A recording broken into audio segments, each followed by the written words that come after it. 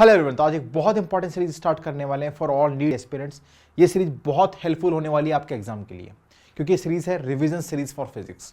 Actual में series का idea आया है, मैंने रिसेंटली एनकेसी सर के साथ डिस्कस कर रहा था कि सर मुझे अब इस चैनल पे क्या करना चाहिए। तो सर ने बोला कि बच्चों का सबसे बड़ा जो इशू है, जहाँ पे सबसे ज़्यादा लैग करते हैं, वो है रिविजन।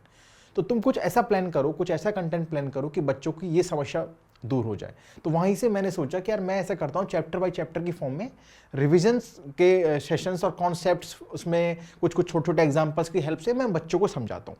इस जो ड्यूरेशन होने वाला है इस चैप्टर का, मोशन इन 1D हम कवर करने वाले हैं। इसमें अराउंड 40 मिनट्स में आई थिंक ये कवर हो जाएगा पूरा चैप्टर, और इसमें सारे कॉन्सेप्ट, सारे फॉर्मूले, सब कुछ आ जाएंगे। और मेरे को लगता है इसके बाद आपका एक भी सवाल गलत नहीं होगा और ना ही इससे एक भी सवाल बाहर आएगा। तो स्टार्ट करते हैं। इससे पहले चैनल को सब्सक्राइब कर दीजिए और वीडियो को लाइक कर दीजिए। तो बेसिकली सबसे पहले मैं डिस्टेंस और डिस्प्लेसमेंट की बात करूंगा, जहां से हम बेसिक करते हैं। ठीक है, बेसिक से मैं बात करूंगा, पूरे एंड लेवल तक इसको हम कवर करेंगे। हर कॉन्सेप्ट को, हर फॉर्मूले को हम देखेंगे। तो डिस्टेंस की बात क्या करते हैं? डिस्टेंस क्या होता है? Path length covered. जिस भी पाथ पे आप चल रहे हो वो डिस्टेंस होता है। और डिस्प्लेसमेंट क्या होता है? Shortest path. आपने वो पाथ कवर किया है नहीं किया, लेकिन जो भी आपका स्टार्टिंग पॉइंट है और आपका फाइनल पॉइंट है, उसके बीच का जो डिफरेंस है, जो शॉर्टेस्ट पाथ है, वही होता है डिस्प्लेसमेंट। ठीक है, तो यहां से हमने क्या समझा कि डिस्टेंस तो एक ऐसी पाथ है कि जहां पे कोई डायरेक्शन नहीं होता, आप जहां भी चल रहे हो वो डिस्टेंस है। लेकिन डिस्प्लेसमेंट, क्योंकि एक डायरेक्शन की बात हो रही है, क्योंकि एक शॉर्टेस्ट पाथ की बात हो रही है, तो वहां पे वो एक वेक्टर क्वांटिटी मानी जाती है। ठीक है, तो आपने देख लिया कि चेंज इन पोजिशन वेक्टर, इसको डिस्प्लेसमेंट को यही बोला जाता है, क्योंकि फाइनल पोजिशन और इनिशियल पोजीशन से हम जब डिफरेंस निकालते हैं, वहां से भी हम डिस्प्लेसमेंट का पता करते हैं। ठीक है, और आपने देखा कि मैंने यहाँ पे एक पूरा एग्जांपल बना रखा है, जैसे मैंने देखा एक ए से पॉइंट बी तक 4 मैंने पाथ बना रखे, लेकिन आपने देखा इन चारों पाथ का जो डिस्प्लेसमेंट है वो तो ए टू बी का जो डिस्टेंस है वही होगा। बाकी डिस्टेंस जिस भी पाथ पे आप चलोगे, जो भी डिस्टेंस आपका काउंट होगा वो डिस्टेंस माना जाएगा। तो ठीक है, क्या समझे? डिस्टेंस तो पाथ लेंथ है जहां पर आप चलने वाले हो, और डिस्प्लेसमेंट एक शॉर्टेस्ट पाथ है जो कि एक फाइनल पोजीशन और इनिशियल पोजीशन का डिफरेंस को बताता है। ठीक है, अब हमने क्या देखा? डिस्प्लेसमेंट और डिस्टेंस, कि डिस्टेंस हमेशा या तो बराबर होगा डिस्प्लेसमेंट के या फिर ज्यादा होगा। कभी भी डिस्प्लेसमेंट से कम डिस्टेंस नहीं हो सकता, यह हमें पता है, कभी कभी ऑप्शंस में पूछ ले जाता है। और डिस्टेंस हमेशा 0 से बड़ा होगा, मतलब 0 नहीं होगा, 0 से ज्यादा ही होगा हमेशा। लेकिन डिस्प्लेसमेंट 0 भी हो सकता है, माइनस नेगेटिव भी हो सकता है, और पॉजिटिव भी हो सकता है। 0 कैसे हो सकता है? फॉर एग्जांपल सर्किल है, एक स्टार्टिंग पॉइंट आपने चूज किया और सेम उसी पॉइंट पे आपने जर्नी एंड की, तो आपका क्या हुआ? स्टार्टिंग पॉइंट और एंडिंग पॉइंट सेम हो गया। तो जहां पे स्टार्टिंग पॉइंट और एंडिंग पॉइंट सेम होता है, वहां पे डिस्प्लेसमेंट क्या होता है? 0 होता है। ठीक है, डिस्प्लेसमेंट का डिस्टेंस का फॉर्मूला क्या होता है? Speed upon time. आपने यहाँ देखो, मैंने एक ग्राफ के मतलब उस फॉर्म में, पोजीशन की फॉर्म में मैंने यहाँ पे समझाया आपको। पोजीशन में मैंने डाल दिया कि एक ये पोजीशन, एक वेक्टर दे दिया यहाँ पे, आरबी वेक्टर, एक आरए वेक्टर। दोनों का जब हम डिफरेंस निकालेंगे तो यहाँ से हमें डिस्प्लेसमेंट पता लग जाएगा। आरबी माइनस आरबी आरए करके हम यहाँ से डिस्प्लेसमेंट पता कर लेंगे।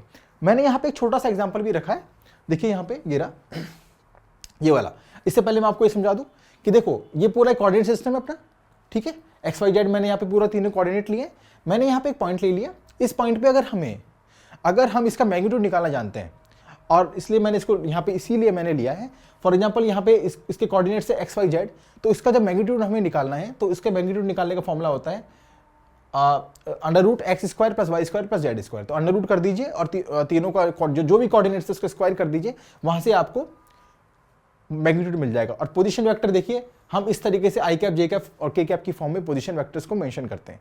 ठीक है, अब आप एक एग्जांपल देखिए, यहाँ पे एक रूम है, पूरा क्यूबॉइड फॉर्म में है। ठीक है, आपने देख लिया। इसका मैंने 10 10 10 मतलब 10 हाइट है, 10 ब्रेड्थ है, 10 लेंथ है, तीनों यहाँ पे दिया हुआ है। और यहाँ पे एक बर्ड है। ठीक है, यहाँ पे एक बर्ड है, इंसेक्ट है, कुछ भी मान लो। तो हमें यहाँ का डिस्प्लेसमेंट पता करना है कि ये ऑरिजिन है और यहाँ से यहाँ तक का जो डिस्प्लेसमेंट है वो क्या होगा। तो एक्चुअल में देखो, मैंने कोऑर्डिनेट बनाए 10i 10j 10k, हमें पता है अच्छे से। और यहाँ से मैंने जो इसका मैंने मैग्नीट्यूड निकाला, तो मैग्नीट्यूड निकाला x² + y² + z²। तो जब 10 का स्क्वायर प्लस 10 का स्क्वायर प्लस 10 का स्क्वायर करेंगे और उसको अंडर रूट करेंगे, तो हमारे पास 10√3 का डिस्प्लेसमेंट निकल के आ जाएगा। तो यहाँ तक बात हमें समझ में आ गई। आगे देखते हैं, ईजी था यहाँ तक। अब एक्चुअली बेसिकली सवाल थोड़ा सा उस तरीके से कम आता है। इस तरीके से सवाल एग्जाम में पूछा जाता है। क्या पूछा जाता है उसमें? या तो आपको एक सर्किल दे दिया होगा, ठीक है, और सर्किल में कोई भी एक थीटा एंगल दे दिया होगा, उसका आपको डिस्प्लेसमेंट या डिस्टेंस पूछ लिया होगा। तो एक्चुअल में जो ये आर्क होता है, ये आर्क है, देखो पूरा ये आर्क लेंथ होती है, पूरी आर्क लेंथ होती है। तो सर्कमफेरेंस तो क्या होता है? 2πr होता है। ठीक है। लेकिन अगर कोई छोटा सा एक थीटा एंगल आपको दे दिया और उसकी आपको आर्क लेंथ पूछ लिया, तो आर्क लेंथ तो क्या होता है, डिस्टेंस होता है। यहां से यहां तक क्या है, ये आपने डिस्टेंस कवर किया, उसको बोलते हैं आर्क लेंथ। तो आर्क लेंथ निकालने का फॉर्मूला तो क्या होता है, थीटा इज इक्वल टू, जो थीटा दिया हुआ है वो होता है आर्क लेंथ अपॉन रेडियस के बराबर। किसके बराबर होता है, आर्क लेंथ अपॉन रेडियस के बराबर। अब आप अगर आपको आर्क लेंथ निकालनी है तो क्या होगा, आर्क लेंथ होगा theta into arc, theta into radius के बराबर। किसके बराबर होगा, थीटा इंटू रेडियस के बराबर। यहां से आपको क्या मिल जाएगा, डिस्टेंस मिल जाएगा। क्या मिल जाएगा, डिस्टेंस। अब डिस्प्लेसमेंट क्या होता है, डिस्प्लेसमेंट तो शॉर्टेस्ट पाथ होती है। तो ये ऐसे तो होगा नहीं, ये तो एक इसको आपका जो शॉर्टेस्ट पाथ होगा वो होगा, जहाँ की जो कि मैंने इस एग्जांपल में दिया हुआ है, मैं इसको समझाऊंगा आपको। तो डिस्प्लेसमेंट निकालने का डायरेक्ट एक फॉर्मूला मैंने आपको यहाँ पे लिख के दे दिया, वो होता है 2r sin θ/2। तो जो भी थीटा एंगल यहाँ पे दिया हुआ उसको आप पुट करिए, रेडियस पुट करिए, आपका डिस्प्लेसमेंट यहाँ से पता लग जाएगा आपको, ठीक है। अब यहाँ पे एक एग्जाम्पल देखते हैं। इसमें एग्जाम्पल में क्या दे रखा है, रेशियो पूछा हुआ है डिस्टेंस और डिस्प्लेसमेंट का। अब देखिए, अगर आपको ए से बी तक का डिस्टेंस निकालना है, क्या निकालना है, ए से बी तक का, तो एक्चुअल में पूरा 2πr होता है, ठीक है।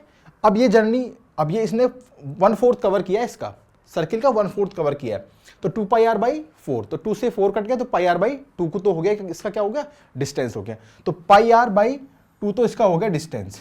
अब एक्चुअल में डिस्प्लेसमेंट क्या होगा, अब देखो आप इसको पाइथागोरस की तरफ हेल्प से भी निकाल सकते हो।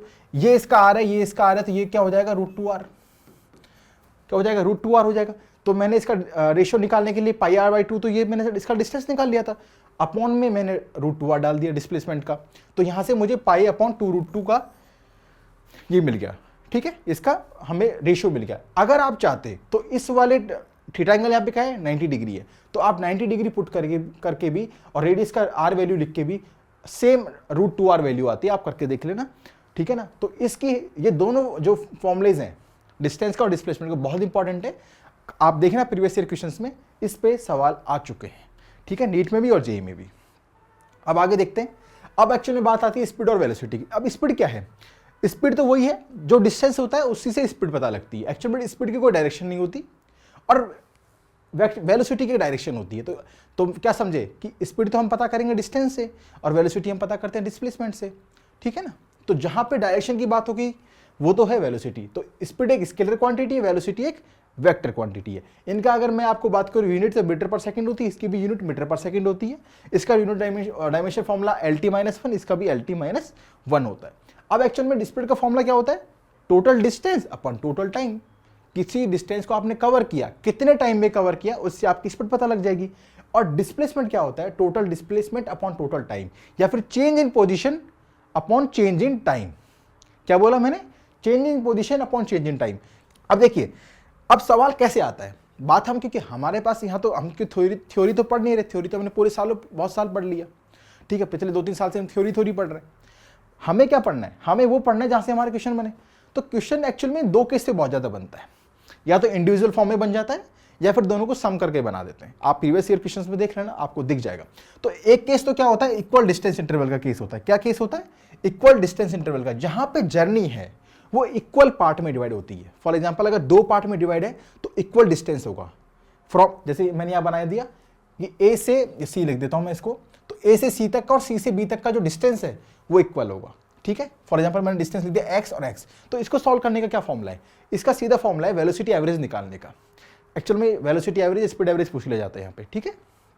तो एवरेज वेलोसिटी निकालने का फॉर्मूला क्या है, नंबर ऑफ टर्म्स। अब नंबर ऑफ टर्म्स का मतलब क्या है कि जितने भी इक्वल पार्ट्स में जर्नी डिवाइडेड है, अगर 2 पार्ट में डिवाइडेड है तो 2, 3 पार्ट में डिवाइडेड है तो 3, 4 में तो है तो 4, 5 में तो 5, जितना भी पार्ट में जर्नी डिवाइडेड है वो आपको नंबर ऑफ टर्म्स में पुट करना है। अपॉन में 1/v1, 1/v1 जहां पे ये वेलोसिटी दी हुई होगी, इसकी v2 दी होगी, जो भी वेलोसिटी जितनी पार्ट में आपको डिवाइडेड करके दे रखी है वो आपको 1/v1 प्लस 1/v2। मैंने यहाँ पे 2 पार्ट में डिवाइड किया था, इसका मैंने एग्जांपल उस तरीके से सॉल्व किया।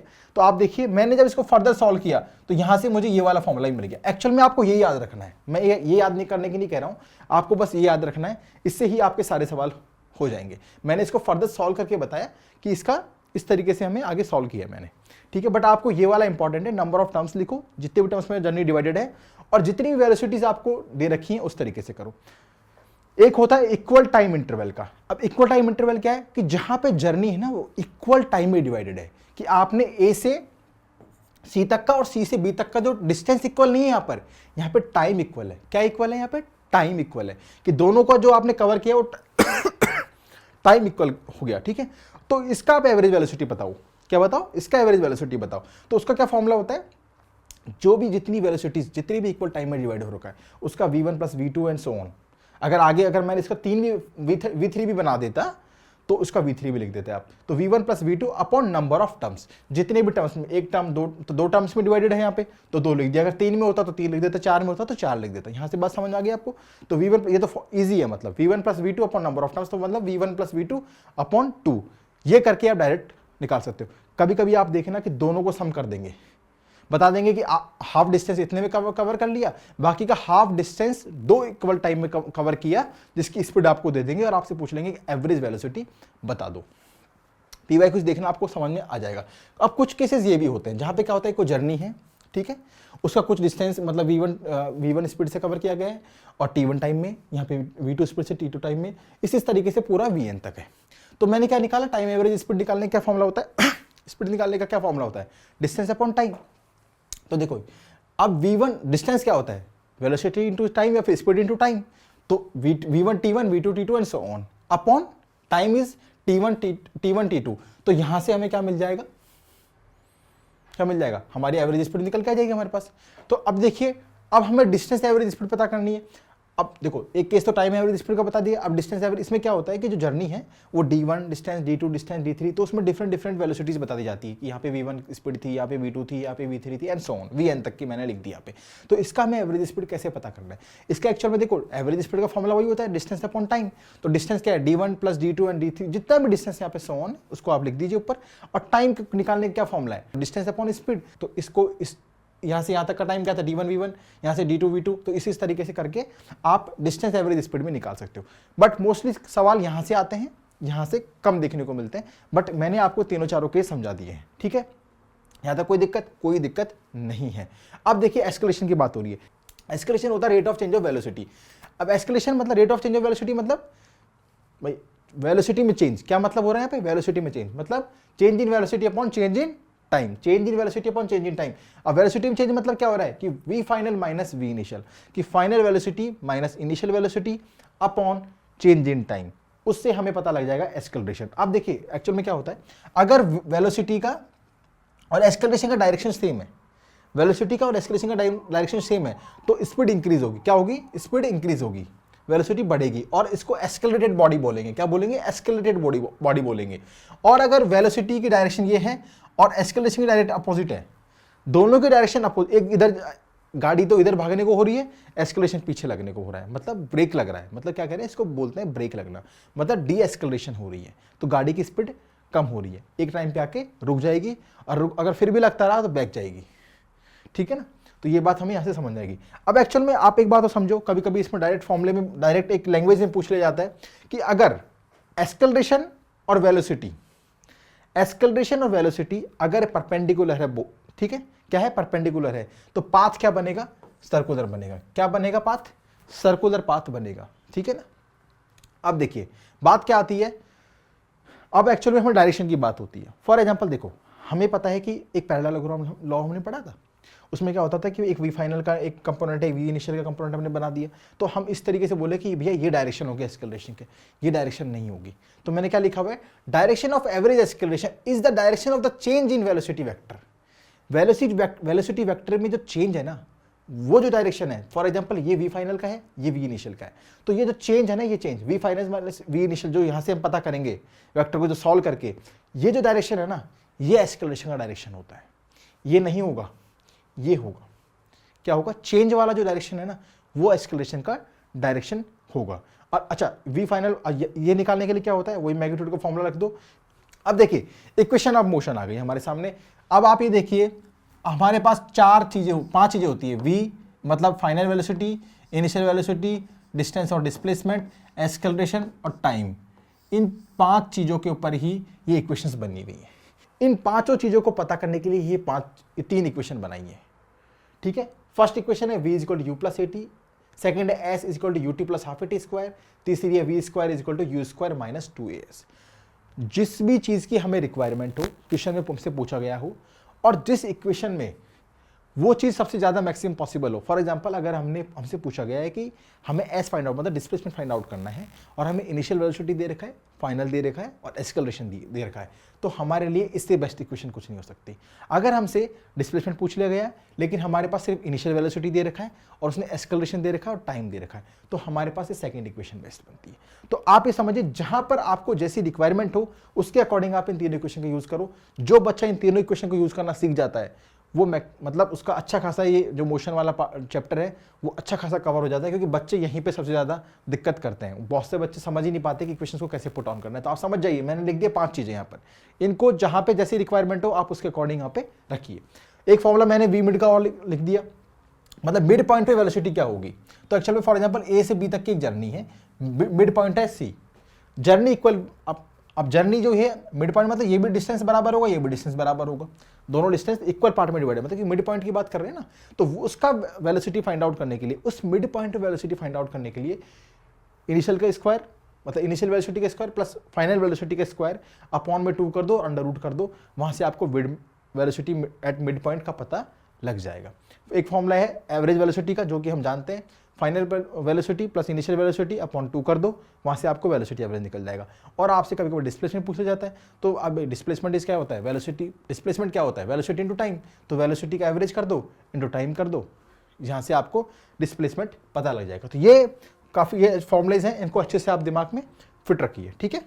अब देखिए नेक्स्ट ये इंपॉर्टेंट कॉन्सेप्ट है, कभी कभी एग्जाम में सवाल आ जाता है इस पर, और इसमें है डिस्प्लेसमेंट ऑफ एन सेकेंड और डिस्टेंस ऑफ एन सेकेंड।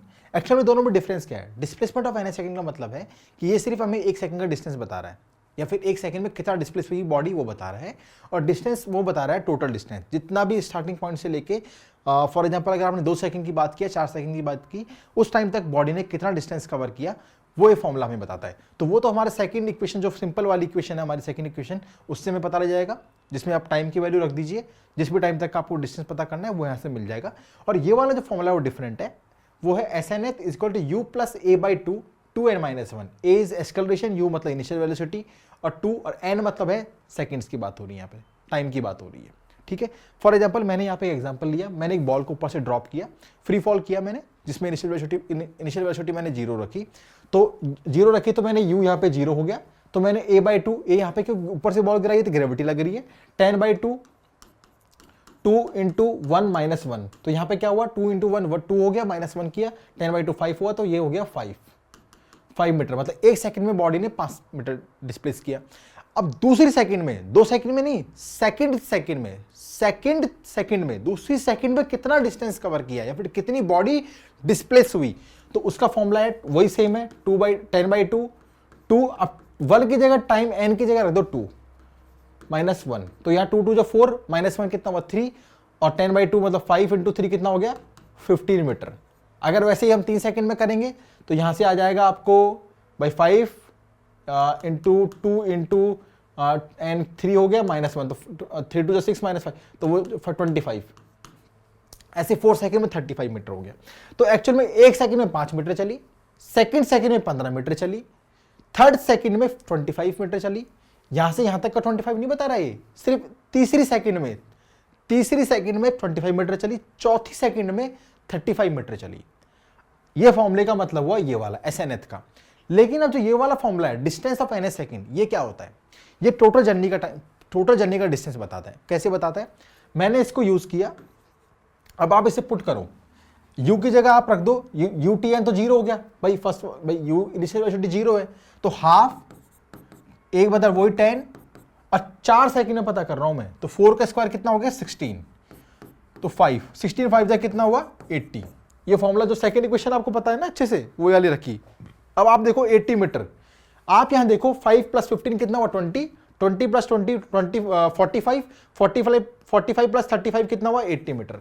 आपने क्या देखा कि 0 से लेके 4 सेकंड में जो 80 मीटर इसने कवर किया, यहां से तो हमें हर सेकंड का डिस्प्लेसमेंट पता लगा, और यहां से हमें पूरे 4 सेकंड का पता लगा कि 4 सेकंड में कितना डिस्टेंस इसने कवर किया। तो दोनों के फॉर्मुलेस का डिफरेंस आप समझ गए, दोनों के फॉर्मुलेस का। अब यहां से क्या आपको रेशियो मिल जाता है। फॉर एग्जांपल आपसे कभी डिस्प्लेसमेंट का रेशियो पूछ ले जाए कि डिस्प्लेसमेंट का रेशियो बताइए कि 1 सेकंड में, दूसरे सेकंड में, थर्ड सेकंड में, फोर्थ सेकंड में कितना डिस्प्लेस बॉडी हो रही है रेशियो में बताइए। तो वही देखो 5, 15, 25, 35, x, 3x, 5x, 7x, मतलब 1:3:5:7 रेशियो। इसका डायरेक्ट फॉर्मूला मैंने यहाँ पे दिया हुआ है। ये तो डिस्प्लेसमेंट का रेशियो बताता है, तो इसमें 2 रख दो, टाइम की वैल्यू रखो, n में टाइम की वैल्यू रखो, 1 रखो, -1 कर दो। 2 1 जा 2 -1 दैट इज 1, 2 इंटू 2 -1, 2 2 जा 4 -1 दैट इज 3। तो यहां से तो आपको मिल जाएगा डिस्प्लेसमेंट का। और डिस्टेंस का रेशियो निकालने के लिए दैट इज n का स्क्वायर, मतलब टाइम का स्क्वायर करते रहिए। एक सेकंड में रेशियो आएगा 1, सेकंड में दूसरे सेकंड में रेशियो कितना आएगा 2 का स्क्वायर दैट इज 4, तीसरे सेकंड में कितना रेशियो आएगा 3 का square that is 9, fourth second में कितना आएगा 4 का स्क्वायर दैट इज 16। तो यहां तो n का स्क्वायर चल रहा है और यहां पे 2n-1 चल रहा है। बात समझ में आ गई? तो ये दोनों का डिफरेंस समझ लीजिए। कभी कभी दोनों का रेशियो पूछ लिया जाता है कि फोर्थ सेकंड में आप डिस्टेंस और डिस्प्लेसमेंट का रेशियो बताइए, फिर डिस्प्लेसमेंट अपॉन डिस्टेंस का रेशियो बताइए। तो फोर्थ सेकंड की मैं अगर बात करूं तो 4 दूनी 8 -1 दैट इज कितना हुआ, 4 2 8 -1 7 हो गया, 7 अपॉन फोर्थ सेकंड, तो 4 का स्क्वायर कर दो 16, तो 7:16 हो गया। फोर्थ सेकंड का रेशियो बताया मैंने डिस्प्लेसमेंट और डिस्टेंस का। यहां इस बात को समझ में आई आपको अच्छे से कैसे इसको यूज करना है। तो ये फॉर्मुलेज आपको अच्छे से याद रखने हैं। अब देखो मैंने इसका एक इंपॉर्टेंट एग्जांपल और रखा है यहाँ पे, जो कि एक अच्छा है। एक्चुअली में हमें ये याद रखना है, ये याद रखना है, बात समझी जाए तो ठीक है ना। एक्चुअल में क्या है कि ratio of time to cover equal distance, मैंने ये पूरी वो बनाई है, पूरी एक बिल्डिंग बनाई है, 1-1 मीटर के मैंने ब्लॉक्स बना दिए। इस 1 मीटर को क्रॉस करने में T1 लग रहा है, इसको T2 लग रहा है, इसको T3 लग रहा है। तो मैंने वही सिंपल अपने h=12 के फॉर्मूले से u मैंने 0 रखा है, u मैंने क्या रखा है 0 रखा है, u मैंने क्या रखा है 0 रखा है। तो यहाँ से मुझे टाइम T1 तो यहाँ से मिल गया √2/g, जो कि होता है 2h/g। तो 2 इंटू 1, 1 तो h तो क्या है 1 है, 1 मीटर, तो 2 इंटू 2, 2 इंटू 1 तो 1, सॉरी 2 इंटू एच, तो 2h कितना 1 मीटर, तो 2 इंटू 1 अपॉन जी।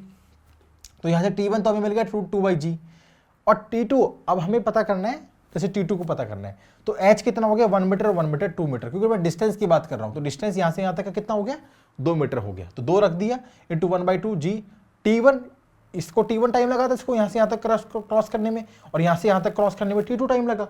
तो T1 प्लस T2 का स्क्वायर, तो यहाँ से हमें पता लगा कि T2 कितना हुआ √2/g, ब्रैकेट में √2 माइनस √1। तो अब आपको यहाँ से क्या समझ में आया, कभी भी अगर आपको T1:T2 निकालना हो, ठीक है, आपको ये वाला फॉर्मूला याद रखना है, जिसमें आप n जिस भी टाइम का आपको निकालना चाहते हो, जिस भी टाइम का, उसका फॉर्मूला है √2/g।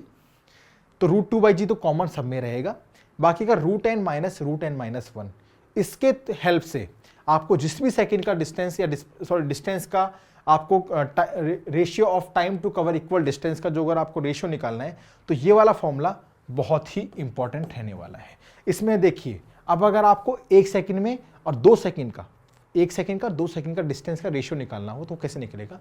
आपने यहाँ 1 रखो, टाइम की वैल्यू 1 रखो, 1 माइनस 1 दैट इज 0, तो ये तो हो जाएगा 1, तो मैंने यहाँ लिख दिया 1। अब दूसरी सेकंड की बात करो तो 2 माइनस 2 माइनस 1, तो 2 माइनस 1 तो कितना होता है 1 होता है, तो √2 माइनस 1, √2 माइनस √1, तो √1 इज 1, तो √2 माइनस 1 यहाँ आ गया। तो दैट इज क्या हुआ T1:T2 is equal to 1:√2 minus 1, जो कि ये T1 और T2 का मैंने रेशियो निकाल दिया।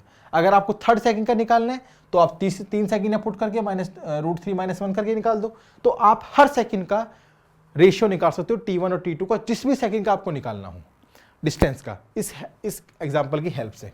ठीक है, नेक्स्ट आते हैं। अब एक्चुअल में स्टॉपिंग डिस्टेंस की बात कर रहा हूं और स्टॉपिंग टाइम की बात कर रहा हूं। क्या होता है इसमें, एक्चुअल में आपकी कार, जैसे फॉर एग्जांपल आप कार में जा रहे हो, ठीक है, कार में जा रहे हो, आपने गाड़ी में ब्रेक लगाया, ब्रेक लगाते ही जितने डिस्टेंस में गाड़ी रुकी, एकदम तो रुकेगी नहीं, जैसे ब्रेक लगाते वहां तो रुकेगी नहीं, थोड़ा चल के रुकती है, तो कितना डिस्टेंस कवर करके रुकी है वो तो स्टॉपिंग डिस्टेंस होगा, और कितने टाइम में रुकी है वो स्टॉपिंग टाइम होता है। तो उसको कैसे पता करते हैं, इस पर सवाल कैसे बनता है वो मैं आपको बताता हूँ एग्जाम में कैसे आता है। एक्चुअल में जैसे फॉर एग्जांपल ये बॉडी चल रही है, उसकी इनिशियल मतलब स्पीड दे रखी है u स्पीड से चल रही है, और फाइनल जैसे वो रुकती है तो वहां पे क्या हो जाएगा v0 हो जाएगा। तो थर्ड इक्वेशन की हेल्प से, इक्वेशन ऑफ मोशन जो अपनी है, थर्ड इक्वेशन में मैंने डाल के यहाँ से मैंने स्टॉपिंग डिस्टेंस पता कर लिया, जो कि होता है s = u² अपॉन 2a। कितना होता है? s is equal to u square upon 2a। अब यहाँ से मैंने क्या देखा कि s एक प्रोपोर्शनल है u स्क्वायर की, कि जैसे जैसे इनिशियल वेलोसिटी बढ़ेगी, जैसे जितनी ज़्यादा ये वेलोसिटी होगी स्टार्टिंग वेलोसिटी, उतना ही स्टॉपिंग डिस्टेंस बढ़ता जाएगा। आपने देखा ना, तेज़ कार होगी तो उसको थोड़ा ज़्यादा टाइम लगता है, ज़्यादा डिस्टेंस लगता है रुकने में, और टाइम भी ज़्यादा लगता है। और धीरे कार होगी तो उसको डिस्टेंस कम लगेगा रुकने में। तो स्टॉपिंग डिस्टेंस है प्रोपोर्शनल है स्पीड के, जो कि इनिशियल स्पीड आपको दे रखी है। तो अगर क्वेश्चन कैसे बनता है, एग्जाम में सवाल क्या होता है कि वो बोल दिया जाता है कि मैंने इनिशियल वेलोसिटी को n टाइम बढ़ा दिया, 2 टाइम बढ़ा दिया, 3 टाइम्स बढ़ा दिया, उसको n बोलता है वो, n में वो बोल देगा 2 टाइम्स बढ़ा दिया, 3 टाइम्स बढ़ा दिया। तो यहाँ पे मैंने लिख दिया n टाइम्स बढ़ा दिया इनिशियल वेलोसिटी को। तो स्टॉपिंग डिस्टेंस कितना बढ़ेगा? स्टॉपिंग डिस्टेंस कितना बढ़ेगा? तो एक्चुअल में देखो, मैंने इसको सॉल्व किया तो यहाँ से मैंने निकाला s2 स्टॉपिंग डिस्टेंस जो बढ़ेगा वो n स्क्वायर से बढ़ जाएगा। फॉर एग्जाम्पल, अगर आपने वेलोसिटी को बढ़ाया 2 टाइम्स, क्या बढ़ाया? आपने वेलोसिटी को 2 टाइम्स बढ़ाया, तो स्टॉपिंग डिस्टेंस है ना वो 4 टाइम्स बढ़ जाएगा, n स्क्वायर, 2 का स्क्वायर हो जाएगा। तो आपने क्या देखा? आपने n को n टाइम्स जब वेलोसिटी को बढ़ाया तो stopping distance n square time बढ़ गया, टाइम का स्क्वायर का जितना बढ़ गया। ये बात आपको ध्यान रखनी है। और स्टॉपिंग टाइम क्या होता है? वो आपका n टाइम्स ही बढ़ता है, वो ओनली स्क्वायर टाइम नहीं बढ़ता। जितना, जैसे फॉर एग्जांपल यहाँ पे देखो, v equal to u plus a t, time निकला u by a, that is t is proportional to u। जितना स्पीड होगी उतना ही टाइम लगेगा। और उसका अगर मैंने उसको अगर मैंने n टाइम्स बढ़ा दिया, वेलोसिटी को अगर मैंने n टाइम्स बढ़ा दिया, तो टाइम भी n टाइम्स ही बढ़ेगा, n स्क्वायर टाइम नहीं बढ़ेगा। सिर्फ स्टॉपिंग डिस्टेंस जो है वो n स्क्वायर टाइम बढ़ेगा, टाइम सिर्फ n टाइम्स बढ़ेगा और stopping distance n square time बढ़ेगा। ये बात आप दिमाग में अच्छे से रख। अच्छा, नेक्स्ट कॉन्सेप्ट है अपना मोशन अंडर ग्रेविटी। बहुत इंपॉर्टेंट कॉन्सेप्ट है, जहां से सवाल आता ही है कभी ना कभी, जेई में और नीट में पूछ भी ले जाता है। तो इंपॉर्टेंट कॉन्सेप्ट है, देखते हैं कैसा होगा। इसका मतलब क्या है कि यहाँ पे एक्सेलरेशन है ना वो g है। सिंपल सा क्या है, मोशन अंडर ग्रेविटी का मतलब क्या है कि एक्सेलरेशन यहाँ पे क्या है? g है। मतलब कोई एक्सटर्नल एक्सेलरेशन यहाँ पे बात नहीं होती है, g की बात होती है, ग्रेविटी की वजह से जो भी हो रहा है। मतलब बॉल या तो नीचे से ऊपर फेंक रहे हैं, ऊपर से नीचे फेंक रहे हैं, उस वाली बात हो रही है। देखिए यहाँ पे आप देखिए, फर्स्ट केस मैंने बोला ग्राउंड टू ग्राउंड का। क्या बोला मैंने? कि बॉल आपने हाथ से ली, ऊपर फेंकी, दोबारा आपके हाथ में आ गई, सेम पाथ पे गई और सेम पाथ पे दोबारा आ गई, उसको बोलते हैं ग्राउंड टू ग्राउंड। ठीक है, उसमें क्या है कि एक्चुअल में इसमें बॉल को आपने फेंका यू वेलोसिटी से, जैसे ही कोई मैक्सिमम हाइट पे गई होगी, मतलब मैक्सिमम हाइट का मतलब क्या होता है? वहाँ पे वेलोसिटी जो होगी, वहाँ पे जो वेलोसिटी होगी जीरो हो गई होगी, क्योंकि अगर जब तक वेलोसिटी जीरो नहीं होगी तब तक बॉल दोबारा रिटर्न कैसे आएगी? ठीक है ना, बॉल रिटर्न कैसे आएगी? और वो जीरो किसकी वजह से होती है? ग्रेविटी की वजह से, क्योंकि ग्रेविटी उसकी स्पीड को कम करता जा रहा है। ठीक है, तो गई और दोबारा आ गई।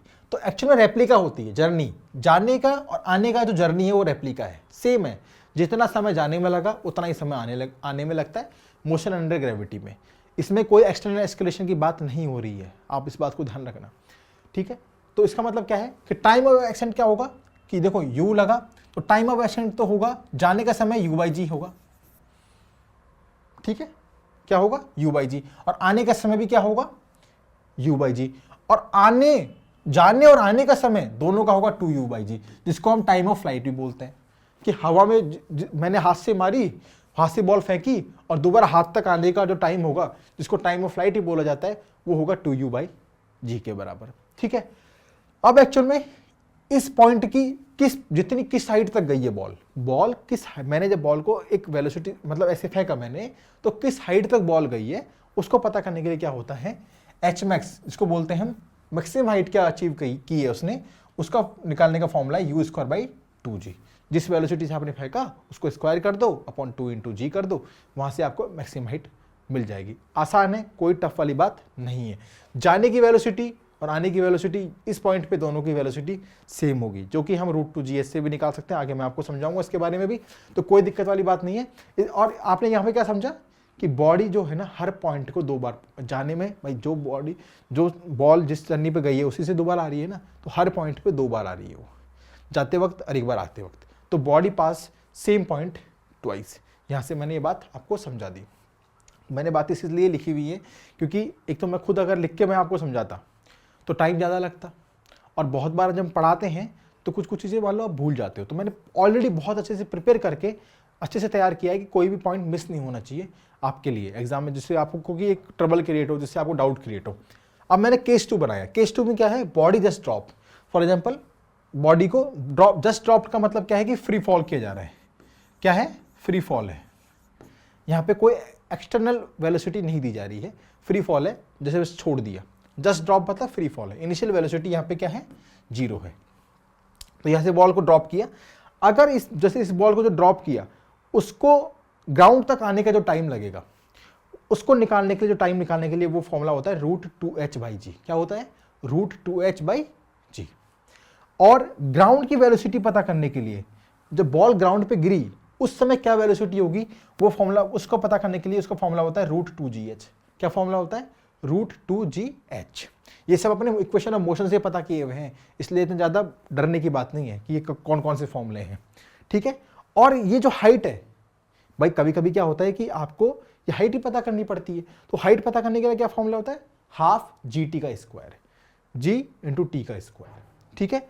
और एक फॉर्मूला और होता है, हाइट = v²/2g। क्या होता है, कभी कभी क्या होता है, आपको वेलोसिटी का दे दी होती है कि यहाँ पे वेलोसिटी ये थी, उसका स्क्वायर कर दो /2g कर दो, तो भी आपको हाइट निकल के आ जाएगी। मतलब फाइनल वेलोसिटी का स्क्वायर /2 × g। तो यहाँ से 2 फॉर्मूले पता लग गया हाइट के आपको, एक तो ½ और एक h = v²/2g। ये वाला केस भी अच्छे से समझ में आ गया। अब तीसरा अगला केस एक देखते हैं। इसमें क्या है, ये केस सेम ही है इसका, बट इसमें क्या हो रहा है कि बॉडी पास सेम पॉइंट ट्वाइस की बात क्या है, इसमें सवाल कैसे बन जाता है कभी कभी। फॉर एग्जाम्पल बोल दिया जाएगा बॉडी है, एक t1 टाइम पे, एक t2 टाइम दे दिया जाएगा कि एक पॉइंट पे बॉडी t1 टाइम इस टाइम पर, एक t2 टाइम इस टाइम पर बॉडी सेम पॉइंट पे थी। फॉर एग्जाम्पल बोल दिया जाएगा कि 4 सेकंड में और 6 सेकंड में सेम पॉइंट पे थी, तो टोटल टाइम ऑफ फ्लाइट कितना होगा। तो टोटल टाइम ऑफ फ्लाइट होगा 4 + 6 कर दो। क्या कर दो, टोटल टाइम ऑफ फ्लाइट निकालने का फॉर्मूला है t1 + t2, 4 + 6 दैट इज 10। तो टोटल टाइम ऑफ फ्लाइट तो हो गया हमारे पास 10, जो कि 2u/g के बराबर हो गया, क्योंकि 2u/g है। बात समझ आ गई। और ये जो हाइट है, ये वाली हाइट जिस पॉइंट पे बॉल दो बार ट्वाइस आई है, 2 बार आई है, उसको, उस हाइट को निकालने का फॉर्मूला क्या है, उस हाइट को निकालने का फॉर्मूला है h = 1/2g t1 t2, that is 1/2g t1 t2। इस फॉर्मूले से आप इसकी हाइट भी पता कर सकते हो, कोई दिक्कत वाली बातचीत नहीं है, ठीक है ना। यहां तक बात समझ में आ गई। एक तीसरी चीज आपने क्या समझी, एक होता है जी इफेक्टिव। कभी कभी इस पे एक लैंग्वेज वाला सवाल पूछ लिया जाता है। कैसे, कि अगर मान लो, देखो, एक होता है ए रेजिस्टेंस। क्या होता है, ए रेजिस्टेंस। ए रेजिस्टेंस हमेशा वेलोसिटी के अपोजिट डायरेक्शन में लगता है।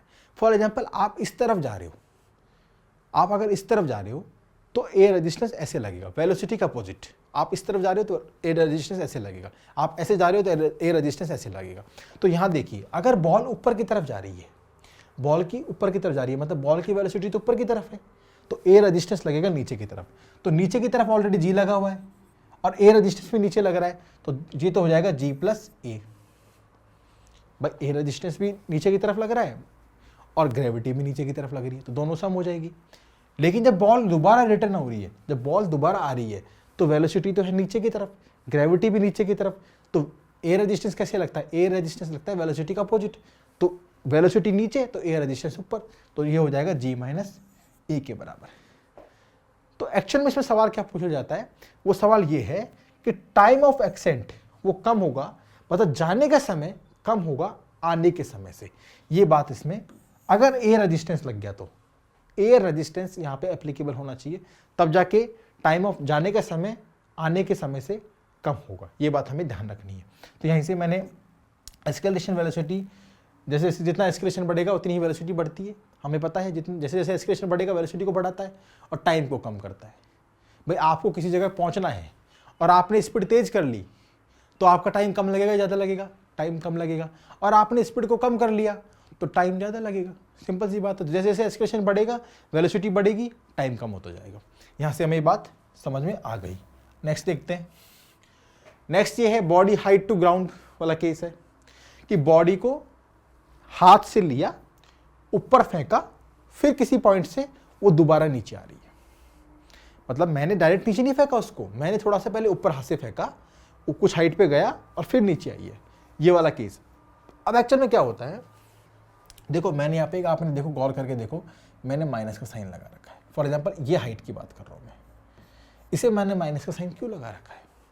इसलिए लगा रखा है क्योंकि बॉडी की जो पोजीशन है उससे डाउनवर्ड डायरेक्शन में बॉडी जा रही है, मतलब जो डिस्प्लेसमेंट होगा ना, डिस्प्लेसमेंट होगा। हालांकि हाइट तो जो एक पॉजिटिव नंबर ही आएगा, लेकिन कभी कभी क्या होता है डिस्प्लेसमेंट पूछ लिया जाता है, तो डिस्प्लेसमेंट के लिए मैंने नेगेटिव का साइन लगाया है कि उस पोजीशन से नीचे की तरफ जब बॉडी जा रही है तो वहाँ पे आपका नेगेटिव का साइन काम करेगा, ठीक है।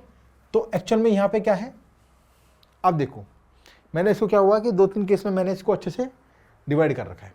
देखो यहाँ पे डिस्प्लेसमेंट निकालने का या फिर हाइट निकालने का फॉर्मूला मैंने दे दिया ut माइनस हाफ gt का स्क्वायर।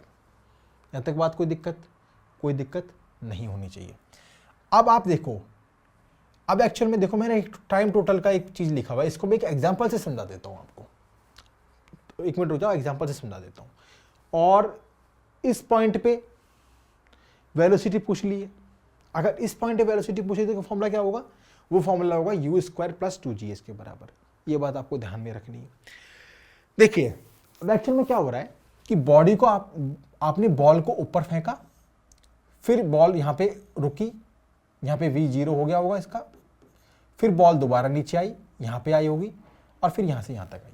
तो आप एक बात देखिए, यहाँ से यहाँ तक तो ग्राउंड टू ग्राउंड का केस हो गया कि बॉल को आपने हाथ से फेंका, ऊपर तक गया, कुछ हाइट अटेंड की, दोबारा आ गया सेम पॉइंट पे। लेकिन इस पॉइंट से लेकर इस पॉइंट तक वो आप कैसे फ्री फॉल मान लो, या फिर एक नॉर्मल केस जो आपने ग्राउंड जैसे बॉल को ड्रॉप कर दिया वो वाला मान लो। फ्री फॉल तो नहीं कहेंगे एक्चुअली, उसमें एक स्पीड है तो उसको फ्री फॉल नहीं बोल सकते।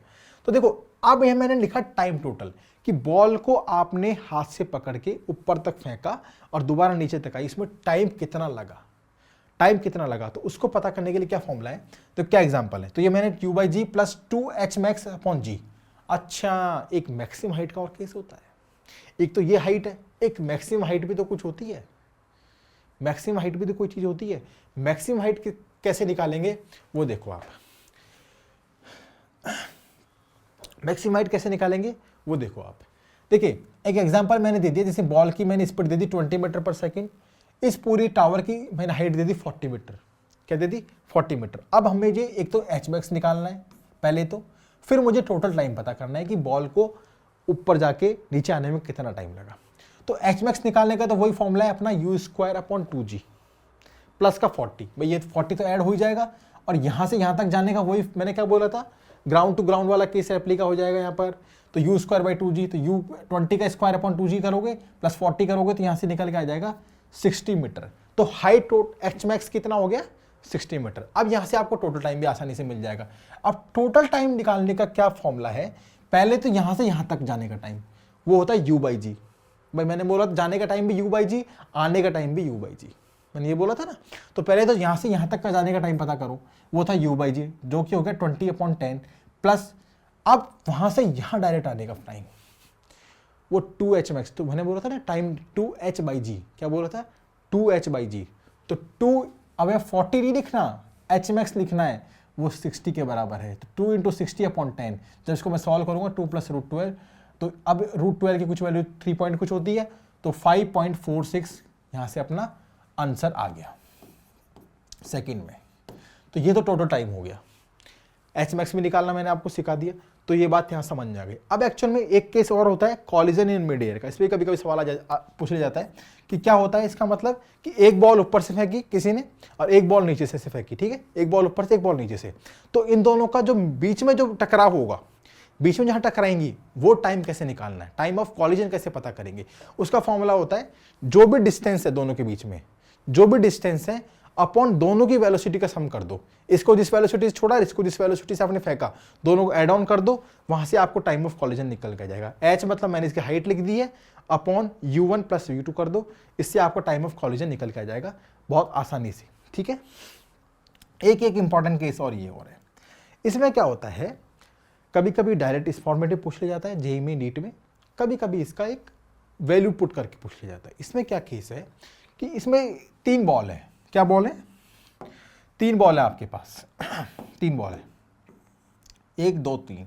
एक बॉल को आपने हाथ से ऊपर फेंका, कुछ हाइट अटेंड की, फिर नीचे ग्राउंड पे गिरा, उसमें टाइम लगा t1। एक बॉल को आपने just same velocity u velocity से फेंका और इसी वेलोसिटी से सेम वेलोसिटी से आपने उसको नीचे फेंक दिया डायरेक्ट, और एक बॉल को सिर्फ आपने फ्री फॉल किया, मतलब आपने हाथ से जस्ट ड्रॉप किया। तो इसमें टाइम लगा t1, इसमें टाइम लगा t2 और इसमें कुछ टाइम लगा t। वो t टाइम कितना होगा उसको निकालने का डायरेक्ट फॉर्मूला होता है t is equal to under root t1 t2। t1 और t2 का जो टाइम होगा उसको अंडर रूट कर दो, वो निकल के आ जाएगा। फॉर एग्जाम्पल क्या होता है कि फॉर एग्जाम्पल मैंने एक बॉल फेंकी u वेलोसिटी से, उसको नीचे आने में टाइम लगा, ऊपर फेंका उसको टाइम लगा फॉर एग्जाम्पल 6 सेकेंड लगा। क्या लगा? 6 सेकेंड। उसी सेम स्पीड से मैंने उस बॉल को नीचे फेंका, उसमें टाइम लगा 1.5 सेकेंड। कितना लगा? 1.5 सेकेंड। तो मुझे ये t टाइम पता करना है कि मैंने फ्री फॉल करूंगा तो जस्ट ड्रॉप करूंगा तो कितना टाइम में बॉल नीचे आएगी। तो बस आप पुट कर दीजिए t is equal to t1 कितना बोला मैंने? 6 बोला इंटू 1.5 मैंने बोला t2 1.5 बोला तो 15 6 90 होता है, तो दैट इज 9, क्योंकि पॉइंट में था ना, पॉइंट में दैट इज 9, तो ये रूट हो जाएगा, दैट इज 3 सेकेंड। तो इस वाले केस में बॉल को 3 सेकेंड लगेगा बॉल को नीचे आने में। तो ये वाली बात आपको अच्छे से समझ में आ गई। देखिए अब एक कभी कभी क्या होता है, जगलिंग प्रॉब्लम होती है। जगलिंग प्रॉब्लम मतलब क्या होती है? जगलर्स होते हैं ना, कभी कभी इसमें भी सवाल आता है, जी में सवाल आ जाता है। फॉर एग्जांपल बॉल में हाथों में 3-4 बॉल, मतलब 3-4 बॉल होती है, एक बॉल ऐसे चलती है हाथों में, ऐसे चलती रहती है ना, हवा में बॉल खेलते रहते हैं जगलिंग वाली। तो वो भी देखो, कोई भी चीज़ फिजिक्स के बिना थोड़ी ना हो सकती है, हर चीज़ के पीछे लॉजिक होता है। तो वो लॉजिक क्या होता है वो देखो यहाँ पे मैंने 4 बॉल वाला एग्जाम्पल लिया है, 1 बॉल 2 बॉल 3 बॉल 4 बॉल। इसका मतलब क्या है कि 3 बॉल हवा में होगी तो 1 बॉल हाथ में होगी। तो एक बॉल देखो, जैसे 3 बॉल हवा में है, 1 बॉल हाथ में है, जैसे इसको फेंकेगा 1 बॉल हाथ में आ जाएगी, फिर इसको फेंकेगा 1 बॉल हाथ में आ जाएगी। तो वो रोटेशन चलता रहता है, वो साइकिल चलती रहती है, ठीक है। तो एक्चुअल में मैंने क्या बोला, ईच बॉल की स्पीड 20 मीटर पर second, find position of third ball if one lies in his hand. तो इस टाइप के सवाल पूछ लिए जाते हैं। इसमें क्या होता है, देखिए 1 2 3 4, यहाँ से यहाँ तक का टाइम t1 था, यहाँ से यहाँ तक का टाइम t2, यहाँ से यहाँ तक का टाइम t3, इस तरीके से हम पता कर रहे हैं। अब हमें थर्ड बॉल की पोजीशन पता करनी है ग्राउंड से, ठीक है। देखिए टाइम कितना लगेगा पूरा, इसको जाने का समय आने का समय 2u/g, 2u/g तो होगा, 2u/g 2 × 20/10 तो होगा 4 सेकेंड। टोटल टाइम का पता लग गया कि एक बॉल को जब मैंने हाथ से फेंका, उसी सेम बॉल को दोबारा हाथ में आने में मुझे लग रहा है 4 सेकेंड। लेकिन यहाँ पे क्या है, 4 बॉल्स हैं। इसका मतलब क्या है कि हर सेकंड में एक बॉल मेरे हाथ में होगा, हर सेकंड में एक बॉल मेरे हाथ में होगा। इसको मैंने क्या किया, ये कॉन्सेप्ट एक्चुअली इसको अच्छे से समझ लो कि t/n, इसको मतलब t मतलब क्या था 4 और n कितना है, n नंबर ऑफ बॉल्स 4, तो 4 से 4 कटा 1 सेकंड। इसका मतलब है कि हर एक सेकंड में मेरे हाथ में एक बॉल आ जाएगा, 1 सेकंड में आ जाएगा, फिर फेंकूंगा, 1 सेकंड में बॉल आ जाएगा, फिर फेंकूंगा। अब हमें थर्ड बॉल की पोजीशन पता करनी थी, अपना वही सिंपल वाला सेकंड इक्वेशन पुट कर दो, 20 × 3 - हाफ gt², तो g t का स्क्वायर 3 का स्क्वायर 9, तो यहाँ से हमें 15 मीटर पता लग गई कि तीसरी बॉल 15 मीटर की हाइट पे अभी है, ठीक है। ये बात समझ में आ गई जगलर प्रॉब्लम्स की, तो अच्छे से इसको रिवाइज कर लेना। अब देखते हैं वेरिएबल एस्केलेशन का कॉन्सेप्ट। देखिए वेरिएबल एस्केलेशन क्या है, डरावने सवाल आ जाते हैं, कभी कभी बच्चा डर जाता है। ये मैं बोल सकता हूँ गारंटी से कि अगर इसको आपने अच्छे से समझ लिया, अभी जो समझा रहा हूँ, और अगर आपको नहीं समझ में आता है तो एक बार रिपीट करके देख लेना। मेरे को लगता नहीं है उसके बाद आपका वेरिएबल एस्केलेशन का सवाल गलत हो सकता है, क्योंकि मैंने 3 केस बना रखे हैं इसके, किस टाइप से सवाल आते हैं, और वो हर केस का मैंने एक मेथड बना रखा है, कुछ ट्रिक भी बताऊंगा। उन ट्रिक से, उन मेथड से अगर आप इस प्रॉब्लम्स को सॉल्व करोगे तो आपका कभी गलत नहीं होगा। देखिए कैसे वेरिएबल एस्केलेशन क्या होता है, मतलब देखो इसको मैं वेरिएबल एस्केलेशन का एक कॉन्सेप्ट, मतलब एक टॉपिक होता है, बट इसको मैं डिफरेंट तरीके से समझाता हूँ। देखिए एक होता है x, एक होता है वेलोसिटी, एक होता है एस्केलेशन। अगर हमारे पास डिस्प्लेसमेंट है और हमें वेलोसिटी चाहिए, और वेलोसिटी है, वेलोसिटी से एस्केलेशन चाहिए, तो हमें मेथड चूज करना पड़ता है डिफरेंशिएशन का। क्या करना पड़ता है, डिफरेंशिएशन। x को डिफरेंशिएट करेंगे तो वेलोसिटी मिलेगा, वेलोसिटी को डिफरेंशिएट करेंगे तो एस्केलेशन मिलेगा। और सेम रिवर्स प्रोसेस है, एस्केलेशन को इंटीग्रेट करेंगे तो वेलोसिटी मिलेगा, और वेलोसिटी को इंटीग्रेट करेंगे तो हमें पोजीशन मिल जाएगी। बात समझ में यहां तक आ गई होगी आपको। तो मैंने देखो मतलब dx/dt क्या मतलब डिफरेंशिएट किया x को विद टाइम के रेस्पेक्ट में, तो वेलोसिटी मिल गई। डी बाई डी टी किया तो एस्केलेशन मिल गया। अब एक्चुअल में एस्केलेशन का एक फॉर्मूला ये और होता है, that is v d v by d x, ये भी आपने अच्छे से पढ़ा हुआ होगा। तो ये 3 इंपॉर्टेंट चीजें हमने देख ली। अब सेम प्रोसेस है, अगर हमारे पास हमने वेलोसिटी को इंटीग्रेट कर दिया, हमने वेलोसिटी को इंटीग्रेट कर दिया तो हमारे पास पोजीशन आ गई, हमने एस्केलेशन को इंटीग्रेट कर दिया तो हमारे पास वेलोसिटी आ गई, जो कि मैंने आपको ये समझा दिया। देखो x से a तक जाने का तो डिफरेंशिएशन मेथड है, और a से x तक का आने का मेथड है इंटीग्रेशन। रिवर्स तो है इंटीग्रेशन और फॉरवर्ड है डिफरेंशिएशन, ठीक है। अब देखिए सवाल जो बनते हैं ना, वो बनते 3 तरीके से, टाइम डिपेंडेंट जो कि ये रहा, पोजीशन डिपेंडेंट जो कि ये रहा, और एक होता है टाइम फंक्शन ऑफ x में दे दिया होता है। क्या होता है? टाइम फंक्शन ऑफ x में दे दिया होता है। अब देखिए मैंने एग्जांपल भी कुछ रखे हुए हैं। टाइम डिपेंडेंट सबसे इजी होता है, सबसे इजी होता है टाइम डिपेंडेंट। कैसे? अब देखिए इसमें क्या होता है, velocity escalation function of time में दे दिया होता है। मैं पहले वेलोसिटी की बात कर रहा हूं, वेलोसिटी फंक्शन ऑफ टाइम में दे दिया होता है, ठीक है, या फिर पोजीशन फंक्शन ऑफ टाइम में दे दी होती है। बात समझ आ गई? या तो वेलोसिटी फंक्शन ऑफ टाइम में दे दी होगी या फिर पोजीशन फंक्शन ऑफ टाइम में दे दिया होगा। मतलब जो भी फंक्शन है वो फंक्शन ऑफ टाइम में दिया हुआ है। तो कैसे होगा? मतलब टाइम डिपेंडेंट फंक्शन है, कहने का मतलब यहाँ पर टाइम डिपेंडेंट फंक्शन है, ठीक है। अब एक केस मैंने लिया, जैसे x is equal to 2t² + 2t + 4, acceleration पता करो। तो x मतलब dx बाई dt करेंगे तो वेलोसिटी मिलेगा, फिर du बाई dt करेंगे तो एस्केलेशन मिलेगा। मतलब डबल बार हमें डिफरेंशिएशन करना पड़ेगा, तब जाके हमारे पास एस्केलेशन आएगा। तो सिंपल मेथड है, इसको मैंने डिफरेंशिएट किया, 2 का स्क्वायर आ गया 4, 4t + 2, ये 0 हो गया, तो 4t + 2 हो गया, dx बाई dt यहाँ, ये तो हो गया अपना वेलोसिटी। ये क्या हो गया? वेलोसिटी। और हमें एस्केलेशन फाइंड आउट करना है तो इसको भी डिफरेंशिएट कर दो, du बाई dt कर दो, तो 4t का तो 4 हो गया, 2 का 0 हो जाएगा, तो 4 मीटर/सेकंड हमारा एस्केलेशन यहाँ से मिल गया। ये वाली चीज़ें बहुत सिंपल होती हैं, आसान होती है, डूएबल होती है, गलत यहाँ पे नहीं होता। गलत कहाँ होते हैं, चक्करा कहाँ जाते हो, वो मैं बताता हूँ। अच्छा ये देखो, आप एस्केलेशन दे दिया फंक्शन ऑफ टाइम में, तो आप रिवर्स प्रोसेस होता है इंटीग्रेशन करके, d is equal to ft dt करके, मतलब इंटीग्रेशन करके आप उसको सॉल्व कर सकते हो, ठीक है। ये वाली बात आपको समझ में आ गई। अब आप ये देखो, पोजीशन डिपेंडेंट की बात कर रहा हूँ मैं। पोजीशन डिपेंडेंट मतलब क्या होता है? जहाँ पे फंक्शन जो है ना, वेलोसिटी का फंक्शन जो है x में दिया हुआ हो, v is equal to fx दे दिया हुआ हो। मतलब सवाल देखो ये रहा, मतलब देखो velocity function of x beta x2n क्या है, मतलब जहाँ पे फंक्शन जो है ना वो x में दिया हुआ हो। आपने देखो कभी कभी सवाल, इन्हीं सवाल में गलती करता है बच्चा, बट इसका भी मैं ट्रिक बताऊंगा। उसको सॉल्व करने का सिंपल सा मेथड ये रहा, देखो ये एक मेथड है, v D by d x कैसे अप्लाई करना वो मैं भी आपको बता दूंगा। एक्चुअल में क्या होता है कि वेलोसिटी जो होती है ना, जो ये फंक्शन ऑफ x दे दिया, वेलोसिटी दे दी, उसको तो एज इट इज पुट कर दो और डी बाई डी एक्स कर दो। क्या कर दो? डी बाई डी एक्स कर दो, वहां से आपको सॉल्व हो जाएगा। तीसरा होता है टाइम फंक्शन ऑफ x में दे दिया होता है, इसका डायरेक्ट फॉर्मूला है, कुछ भी टेंशन लेने की जरूरत नहीं है। फॉर्मूला क्या है? Acceleration is equal to negative का साइन, पहले नेगेटिव का साइन लगाओ, डबल डिफरेंशिएशन ऑफ fx करो। जो फंक्शन आपको दिया हुआ है, जो ये फंक्शन दिया हुआ है, इसका डबल डिफरेंशिएशन कर दो। क्या कर दो? डबल डिफरेंशिएशन कर दो, मल्टीप्लाई बाई v का क्यूब कर दो। क्या कर दो? मल्टीप्लाई बाई v का क्यूब कर दो, डायरेक्ट आंसर आ जाएगा आपका। इसका भी एक सवाल मैंने शायद कहीं रखा हुआ, ये रखा, इसको भी मैं आपको करके बताऊंगा, टेंशन वाली बातचीत नहीं है। अब देखिए, पहले मैं आपको एक ये सवाल ले लेता हूं। पहले एस्केलेशन 2t - 10 है, एस्केलेशन फंक्शन ऑफ टाइम में है, मतलब एस्केलेशन फंक्शन ऑफ टाइम में दे दिया। फाइंड वेलोसिटी, एस्केलेशन का रिवर्स, एस्केलेशन का रिवर्स मतलब इंटीग्रेशन करना है, ठीक है। इनिशियल वेलोसिटी है 4 मीटर/सेकंड स्टार्टिंग फ्रॉम ऑरिजिन। तो देखिए मैंने एक्चुअल में इसको डायरेक्ट फटाफट सॉल्व भी करके रखा हुआ था यहाँ पे, dv और ये रहा dv ft dt, तो फंक्शन लिख दिया, इसको मैं डिफरेंशिएशन करना है। तो अच्छा v इनिशियल वेलोसिटी 4 है टाइम 0 पर, तो टाइम 0 पर इनिशियल वेलोसिटी 4 थी और टाइम t पर कुछ वेलोसिटी होगी जो हमें फाइंड आउट करनी है। तो देखो मैंने यहाँ पे v - 4 कर दिया, भाई लिमिट्स दे रखी ना, v - 4 कर दिया, और t इसमें मैं जब पुट किया, अच्छा इसका पहले आप इंटीग्रेशन कर लो, तो ये तो हो जाएगा t का स्क्वायर अपॉन 2, तो 2 से 2 कट जाएगा, t स्क्वायर आ जाएगा, और 10t, तो t स्क्वायर माइनस 10t हो गया, ठीक है। अब ये अच्छा 0 था तो कोई टेंशन वाली बात नहीं थी।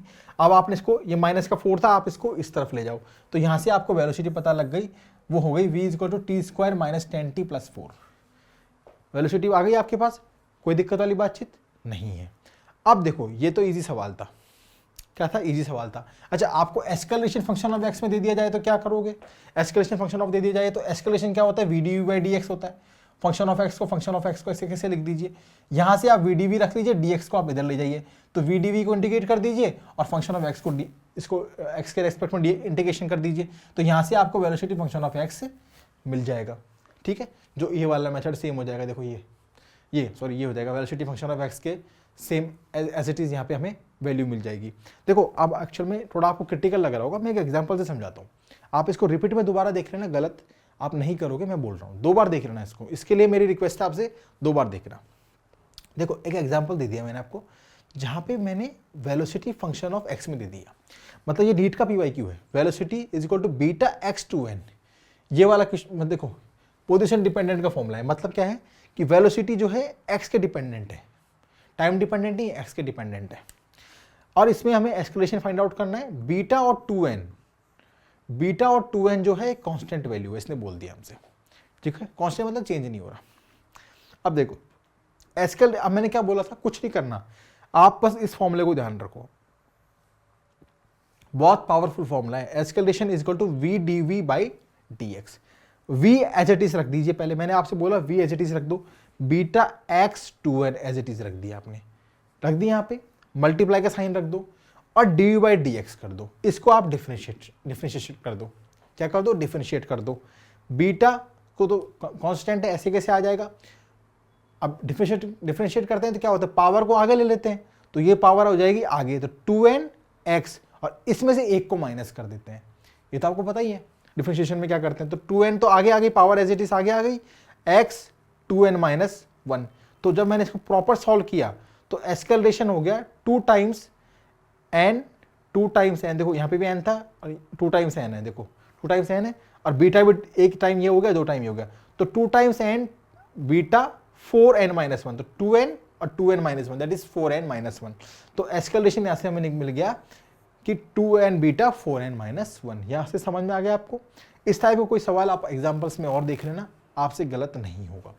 अब ये देखो यहाँ पे मैंने टाइम फंक्शन ऑफ एक्स में दे दिया, क्या दे दिया, time of function of x में। अब मैंने आपको डायरेक्ट ट्रिक दे दिया था कि पहले तो आप इसको डबल डिफरेंशिएट कर दो, डबल डिफरेंशिएशन कर दो, तो ये हो जाएगा 6x प्लस 4।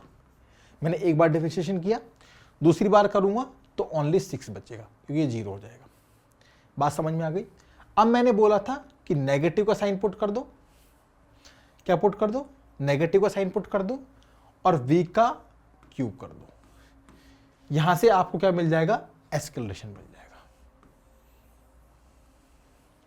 समझ आ गया? ये सिंपल सा बस ये ट्रिक था इसका, जो कि मैंने इसको अच्छे से यहां पे लिखा हुआ है। नेगेटिव का sign double differentiation of f x multiply by v का क्यूब करते ही आपका आंसर आ गया। अच्छा, अब एक सवाल देखो, यहाँ पे दे रखा है कि वेलोसिटी फंक्शन ऑफ एक्स में दे रखी है एक्स स्क्वायर प्लस 2x। यहाँ पे पूछा find escalation when velocity is 0, कि एस्केलेशन बताओ जब वेलोसिटी 0 होगी। तो देखो मैंने एस्केलेशन, वही वाली बात पहले मैंने बोला, फॉर्मूला रखो v d u by d x. अब आप ये देखो, अगर मैं वेलोसिटी को 0 कर दूंगा तो ये पूरा 0 नहीं हो जाएगा, 0 नहीं हो जाएगा पूरा, तो बस 0 हो गया। इसका मतलब क्या था, if velocity function of x में दी हुई हो, कंडीशन समझ लो कि वेलोसिटी अगर फंक्शन ऑफ एक्स में दी हुई हो तो एस्केलेशन क्या होगा, 0 होगा, इफ वेलोसिटी इज 0। कंडीशन है कि अगर फंक्शन, वेलोसिटी का फंक्शन एफ एक्स में दिया हुआ है, फंक्शन ऑफ एक्स में दिया हुआ है, तो एस्केलेशन 0 होगा। अगर वेलोसिटी भी 0 होगी तो, अगर वेलोसिटी 0 है तो मतलब एस्केलेशन भी 0 होगा। ये बात समझ में यहाँ से अच्छे से आ जानी चाहिए। एक बार आप इसको रिवाइज कर लेना, मेरे हिसाब से इसमें आपको गलती नहीं होगी। अब आगे देखते हैं। एक देखो मैंने एक एग्जांपल टाइप कुछ रखा हुआ है, इसको क्यों रखा है स्पेसिफिक समझाता हूँ। देखो बात क्या है, कभी कभी क्या रिवर्स होता है ना, जर्नी चल रही है, बॉडी रिवर्स कर रही है, गाड़ी दोबारा रिवर्स पे आ गई, मतलब उस पाथ पे दोबारा टर्न ले रही है। फॉर एग्जांपल ऐसे नहीं होता, ये एक रास्ता होता है, कुछ गाड़ी इधर चल रही है, कुछ गाड़ी इधर यू टर्न होता है, तो गाड़ी ऐसे करके यू टर्न लेके आ रही है। इस बात को समझा रहा हूँ मैं यहाँ पे। देखिए एक मैंने फंक्शन दे दिया टाइम के रेस्पेक्ट में 4t माइनस टी स्क्वायर। आप देखो टाइम को 0 पुट करिए तो t0 तो x0, मतलब टाइम 0 पे गाड़ी यहाँ पे थी, ठीक है। टाइम को मैंने 1 पुट किया तो x हो गया 3 मीटर, तो टाइम को 1 पुट किया तो x यहाँ पे 3 मीटर हो गया, गाड़ी यहाँ गई, 3 मीटर लिख देता हूँ उसको। टाइम को मैंने 2 पुट किया तो x 4 मीटर हो गया, दैट इज टाइम को 2 पुट किया तो x यहाँ 4 मीटर हो गया, गाड़ी यहाँ आ गई, ठीक है। टाइम को मैंने 3 पुट किया तो x 3 मीटर हो गया, मतलब क्या हुआ, यहां से गाड़ी ने क्या ले ली, पलटी ले ली, यहां से गाड़ी ने क्या ले ली, पलटी की, तो दोबारा 3 सेकंड पे गाड़ी यहां आ गई, ठीक है। टाइम को 4 किया तो x 0 हो गया, यहां पे आ गई। अब अगर आपसे इससे कोई डिस्प्लेसमेंट पूछ ले इस वाले केस में 4 सेकंड पर, तो आप क्या बोलोगे, 0 डिस्प्लेसमेंट है। कोई पूछ ले एवरेज सॉरी वेलोसिटी पूछ ले तो क्या बोलोगे, 0 है। समझ रहे हो बात को? तो इस वाली चीज को समझना आपके लिए बहुत जरूरी है। कभी कभी पलटी वाले सवाल भी इस तरीके से पूछ आ जाते हैं और उस पर आपको डिस्प्लेसमेंट डिस्टेंस पूछ ले जाता है और आप गलती कर देते हो, ठीक है। वेलोसिटी, डिस्प्लेसमेंट, डिस्टेंस, इस तरीके की चीज़ों को आप ध्यान रखना। देखो डिस्टेंस तो पूरा जो कवर किया 4 मीटर ही है, 4 मीटर 8 मीटर हो गया, लेकिन डिस्प्लेसमेंट यहाँ पे 0 होता है। इस वाली बात को आपको ध्यान रखना है। अब मोस्ट इंपॉर्टेंट ग्राफ वाला कॉन्सेप्ट अच्छा होता है, सवाल आ जाता है तो डूएबल होता है, गलत नहीं होना चाहिए। जितने भी केसेस के ग्राफ्स आ सकते हैं एग्जाम में सब कराऊंगा, अच्छे से फोकस करके देखिए। देखिए ग्राफ की बात कर रहा हूँ तो पहले मैंने आपको स्लोप के बारे में समझा देता हूँ। अब स्लोप क्या होता है, अपने टेन थीटा के बराबर होता है। किसके बराबर होता है, टेन थीटा। और टेन थीटा किसके बराबर होता है, पंडित बद्री प्रसाद, मतलब परपेंडिकुलर अपॉन बेस के बराबर। परपेंडिकुलर अपॉन बेस कर दो, वहां से आपको टेन थीटा की वैल्यू मिल जाएगी। एक चीज देखिए यहाँ पे मैंने 2 ग्राफ बना रखे हैं, एक्स टी का मतलब पोजीशन और टाइम का, पोजीशन और टाइम पे। एक ग्राफ मैंने ऐसे बना रखा है, एक ग्राफ मैंने ऐसे बना रखा है। पहले ही बता देता हूँ, एक स्पेसिफिक वीडियो अलग बनाऊँ ग्राफ को लेके। जिसने भी सवाल कभी कभी बच्चों से नहीं होते, अच्छे से ग्राफ का लेके अच्छा खासा वीडियो बनाऊंगा 30-40 मिनट का, जिसमें ग्राफ का आपको सारे कॉन्सेप्ट क्लियर हो जाएंगे, कभी ग्राफ की क्वेश्चन गलत नहीं होगी। लेकिन यहाँ पे भी आपको समझना जरूरी है, चैप्टर में मैं रिविजन करा रहा हूँ तो यहाँ पे भी आपको आना बहुत जरूरी है। देखिए जब भी आपका हमेशा जो फिजिक्स में अपन है ना, जो अपन एंगल मेजर करते हैं, क्या करते हैं, एंगल मेजर करते हैं, वो हमेशा पॉजिटिव एक्सिस से मेजर करते हैं, ठीक है ना, बात ध्यान रखो। तो पॉजिटिव एक्सिस से जब एंगल मेजर करते हैं तो अगर एंगल बन रहा है एक्यूट मतलब क्या होता है, लेस देन 90 डिग्री है। कितना है, लेस देन 90 डिग्री है, तो हमेशा जो स्लोप होगा वो क्या होगा, पॉजिटिव। क्या होगा, पॉजिटिव होगा। लेकिन अगर ऑब्टूज एंगल बन रहा है, मतलब मोर देन 90 डिग्री बन रहा है, क्या बन रहा है, मोर देन 90 डिग्री का एंगल फॉर्म हो रहा है हर पॉइंट पे, मोर देन 90 डिग्री का, तो स्लोप यहां पे क्या होगा, नेगेटिव। बस ये 2 बात आपको ध्यान रखनी है, बाकी कोई दिक्कत नहीं है। मतलब यहाँ पे तो क्या है, इंक्रीजिंग है, यहाँ पे क्या है, डिक्रीजिंग। ग्राफ यहाँ से ऐसे आ रहा है, यहाँ पे ऐसे, यहाँ से ऐसे जा रहा है, बढ़ता हुआ जा रहा है, यहाँ पे गिरता हुआ आ रहा है। इसका मतलब ये समझ में आ गया कि पॉजिटिव था तो बढ़ता हुआ था, नेगेटिव था तो गिरता हुआ है। बात समझ में आई। अब देखिए क्या होता है, 2-3 तरह के ग्राफ होते हैं। एक होता है पोजीशन टाइम ग्राफ, एक होता है वेलोसिटी टाइम ग्राफ, एक होता है एस्केलेशन टाइम ग्राफ। इसके स्लोप और एरिया हमारे लिए इंपॉर्टेंट है। एक्सटी का ग्राफ, जो एक्सटी का ग्राफ है, इससे हमें मिलती है वेलोसिटी। जो इसका स्लोप है ना, जो इस स्लोप पे है, ये हमें वेलोसिटी देता है, लेकिन इसका एरिया हमें कुछ नहीं देता। बातें समझो, ठीक है। वीटी का जो ग्राफ है उससे हमें एस्केलेशन मिलता है। वीटी का कोई अगर मैं बना दूं, वीटी का अगर सेम ग्राफ अगर मैं ऐसे बना दूं, वी और टी लिख दूं, इसका जो ये जो है ना स्लोप, ये हमें एस्केलेशन देता है, ठीक है। और इसका जो एरिया है, जो इसका एरिया है, ये लिख दो मैं, देखो ये जो एरिया है पूरा कवर जो किया हुआ है इसने, ठीक है ना, उसका फॉर्मूला निकाल के हम फाइंड आउट करेंगे, उससे हमें डिस्प्लेसमेंट और डिस्टेंस का पता लगता है। वो कैसे लगेगा वो भी मैं आपको अच्छे से समझाऊंगा आगे, ठीक है। और एस्केलेशन टाइम ग्राफ अगर आपको दिया हुआ है, क्या दिया हुआ है, एस्केलेशन टाइम ग्राफ, उसका स्लोप हमें कुछ नहीं देता और उसका जो एरिया होता है वो चेंज इन वेलोसिटी देता है, वेलोसिटी नहीं, चेंज इन वेलोसिटी। वो क्या होती है वो मैं आपको समझा देता हूं आगे। बात समझ में यहां तक आ गई। देखो पहले मैं, अच्छा ये वाली बात समझाता हूं। फॉर एग्जांपल जैसे कि ये ग्राफ है, एक्सटी ग्राफ है। क्या ग्राफ है, एक्सटी ग्राफ है। ये पूरा मैंने एक पैराबोलिक टाइप का कर्व बना रखा है। तो इस पॉइंट पे जहां पे स्लोप एकदम फ्लैट लाइन हो, क्या हो, एकदम फ्लैट लाइन हो, वहां पे क्या होती है, वेलोसिटी क्या हो जाएगी, यहाँ पे 0 हो जाएगी। इस पॉइंट पे वेलोसिटी क्या होगी, 0 होती है। जहां पे भी स्लोप एकदम फ्लैट लाइन बन रहा है, एकदम फ्लैट स्ट्रेट ऐसे वाला, ऐसे ऐसे नहीं, स्ट्रेट ऐसे वाला। अच्छा ये इसको मैं भी बाद में समझाता हूं, पहले ये 3 केस और देखते हैं। पहले ये देख लीजिए आप, मैंने बोला था ना पहले चेंज इन वेलोसिटी बता देता हूं। तो इसका ब्लू पेन से मैं रेड पेन कर लेता हूँ। एस्केलेरेशन और टाइम का हमें ग्राफ दिया हुआ है यहाँ पे, और इस पॉइंट पर 5 मीटर पर सेकेंड स्क्वायर का एस्केलेरेशन दिया हुआ है, और यहाँ पे दे दिया 6, टाइम दे दिया 6। ठीक है, अब एक्चुअल में इसका जो एरिया आपने निकाला तो 1 इंटू 2, भाई एरिया ट्राइंगल है ना, राइट एंगल ट्राइंगल है, तो 1 into 2 into length breadth into height कर देंगे, तो 1 इंटू 2 इंटू 6 इंटू 5 किया, तो यहाँ से हमें निकल के आ गया 15। तो मैंने क्या बोला, ये किसके बराबर होता है, चेंज इन वेलोसिटी के बराबर। और चेंज इन वेलोसिटी मतलब final velocity minus initial velocity, मतलब v minus you, that is v। अच्छा, अब आप ये देखो, मैंने कंडीशन एग्जांपल में दे रखा था कि u तो होता है, u दिया हुआ है 0 के बराबर, गिवन है एग्जांपल में कि u 0 के बराबर है, और टाइम 0 पर एस्केलेरेशन है ना वो 5 मीटर पर सेकेंड स्क्वायर है।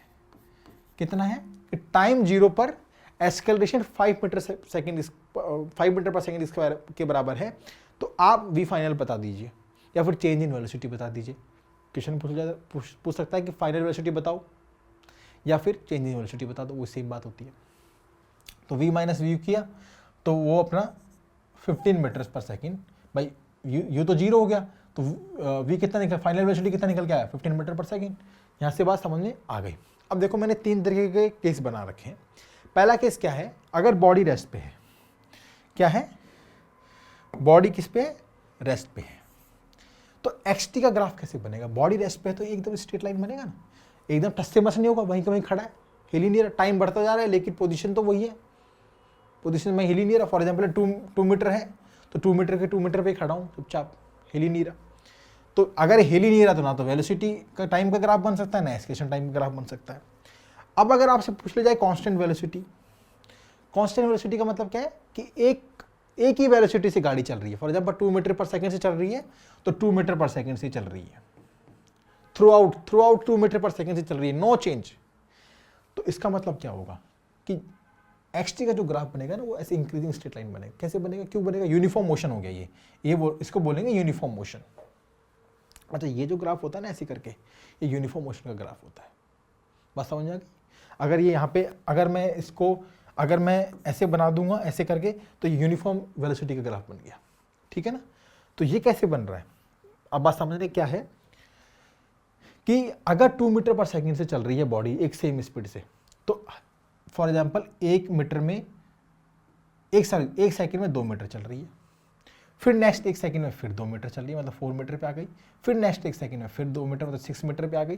तो हर सेकंड पे जो उसकी पोजीशन में है ना वो सेम बदलाव आ रहा है, यूनिफॉर्म चेंज है, मतलब जो भी है ना यूनिफॉर्म है, कोई ज़्यादा ऊपर नीचे का ऐसा नहीं कि 1 मीटर में कभी 2 मीटर चल लिया, कभी 5 मीटर चल लिया, कभी 6 मीटर चल लिया, कभी 1 मीटर चल लिया, कभी 0 मीटर, ये नहीं है। तो यूनिफॉर्म है, मतलब जो भी है, तो उसका कांस्टेंट का ऐसे ग्राफ बनेगा एस्केल। अच्छा, ये अगर वेलोसिटी टाइम का अगर कांस्टेंट है, मतलब वेलोसिटी में कोई चेंज ही नहीं है, वेलोसिटी सेम है। एस्केलेशन क्या मतलब होता है, वेलोसिटी को बढ़ाने का काम होता है फिर गिराने का काम होता है। यहाँ तो ना वेलोसिटी बढ़ रही ना गिर रही, तो एस्केलेशन टाइम ग्राफ क्या बनेगा, क्या नहीं बन सकता। अब अगर कांस्टेंट एस्केलेशन की बात हो गई, कांस्टेंट एस्केलेशन का मतलब क्या है कि xt ग्राफ तो ऐसे बनेगा पैराबोलिक टाइप कर्व में, vt ग्राफ कुछ ऐसा बनेगा, और एस्केलेशन टाइम ग्राफ कुछ इस तरीके से फॉर्म होगा। मतलब अगर 2 मीटर पर सेकंड स्क्वायर हमें दिया हुआ है तो हर सेकंड में 2 मीटर पर सेकंड स्क्वायर का एक चेंज वेलोसिटी में लेके आएगा। तो यहाँ से हमें बात समझ में आ गई, कोई टफ वाली बात नहीं थी। अब एक एग्जाम्पल और दिया हुआ है यहाँ पे vx ग्राफ है। तो एक्चुअल में क्यों दिया हुआ है, जो ये vx ग्राफ का जो स्लोप है ना, ये स्लोप जो दिया हुआ है, जो एंगल फॉर्म हो रखा है, जो ग्राफ फॉर्म हो रखा है, सॉरी, उससे जो ये अब एस्केलेशन की, मैंने ये बोला बहुत पावरफुल फॉर्मूला है ये। v dv/dx को हल्के में मत लो, जहाँ पे भी ट्रिकी सवाल होगा ना वहाँ पे यही हमारा साथी होगा। बात समझ रहे हो। इससे हमें क्या पता लग रहा है, vx का स्लोप जो है ना हमें एस्केलेरेशन अपॉन वेलोसिटी का जो है मैग्नीट्यूड दे रहा है। क्या देखा कि v dv/dx है तो dv/dx और एस्केलेरेशन अपॉन वेलोसिटी यहाँ से पता कर लिया, तो vx slope gives a upon v का मैग्नीट्यूड। बात समझ में आ गई कि मतलब ये vx का जो ग्राफ है ना, उसका जो स्लोप है उससे हमें a अपॉन v की वैल्यू मिल जाएगी। क्या मिल जाएगी, a अपॉन v की वैल्यू। ठीक है, अब देखिए मैं अगले पे चलता हूँ। देखिए पहले मैं ये समझाता हूँ। वेलोसिटी टाइम ग्राफ दिया हुआ है, मैंने डिस्टेंस और डिस्प्लेसमेंट पहले लिखा हुआ है। क्या लिखा मैंने, क्यों लिखा, क्योंकि वेलोसिटी टाइम का जो एरिया है देखो स्लोप तो हमें क्या देता है, एस्केलेशन देता है, तो यहाँ पे तो पॉजिटिव एस्केलेशन है, पॉजिटिव स्लोप है क्योंकि एक्यूट एंगल है, यहाँ पे नेगेटिव स्लोप है क्योंकि ऑब्ट्यूज एंगल फॉर्म हो रहा है, तो ये वाली बात हमें ध्यान में रखनी है, तभी डिक्रीजिंग है। अब एक्चुअल में हमें डिस्टेंस और डिस्प्लेसमेंट पता करना है। डिस्टेंस क्या होता है, डिस्टेंस जितना भी एरिया है ना, टोटल एरिया होता है। टोटल एरिया मतलब नेगेटिव एरिया, मतलब positive area plus negative area, दोनों जो एरिया है ना वो होता है, ये वाला एरिया भी सम कर दो, ये भी सम कर दो, वो तो हो गया डिस्टेंस। और डिस्प्लेसमेंट क्या होता है, positive area minus negative area, positive area minus negative area. ठीक है, फॉर एग्जाम्पल कुछ भी वैल्यू रख के पुट ऑन करके जो भी आप इस एरिया में से इस एरिया को माइनस कर दो, वो तो निकल के आ जाएगा डिस्प्लेसमेंट। और डिस्टेंस पता करने के लिए इस एरिया को भी निकाल लो, इसको भी निकाल लो, दोनों को सम कर दो, वो आपका निकल के आ जाएगा डिस्टेंस। बात समझ में आ गई होगी आपकी। अब देखिए मैंने एक एक्सटी ग्राफ का केस बनाया है। एक्चुअल में मैंने क्यों बनाया है इसको मैं भी समझाता हूँ, पहले मैं एक्सटी ग्राफ का केस समझा रहा हूँ। कभी कभी क्या होता है, आपसे पूछ लिया जाता है एक्सटी ग्राफ देकर आपसे पूछ लिया जाता है कि पॉजिटिव एस्केलेशन, नेगेटिव एस्केलेशन और जीरो एस्केलेशन के बारे में बताओ।